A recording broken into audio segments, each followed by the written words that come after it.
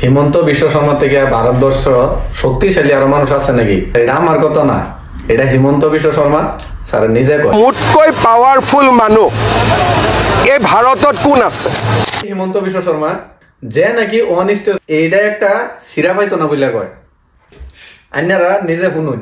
মুখ্যমন্ত্রী হিমন্ত বিশ্ব শর্মা জীয়াই থাকালৈকে কোনেও আমাৰ বাল বিবাকান কৰিব নোৱাৰে, কোনেও আমাৰ বাল বিবাকান কৰিব নোৱাৰে।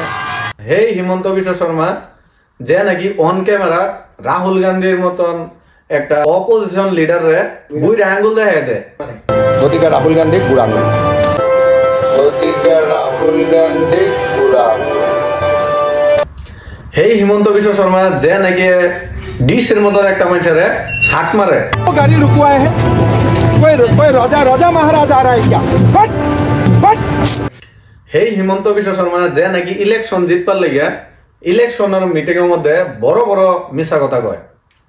আমি খেয়াল করতেছি না হিমন্ত বিশ্ব শর্মা নিজে এটা কয়। শুনুন এনেরা, মইতো ভাবাই নাই যে মই দিব পাৰিম। মই কলো ইলেকশনটো জিকিব লাগে, গতিকে কৈ দিওঁ পিছত 40-50 হাজাৰ। ভিডিওটা শেষ কৰতে দেওয়াৰ লাগে ধন্যবাদ।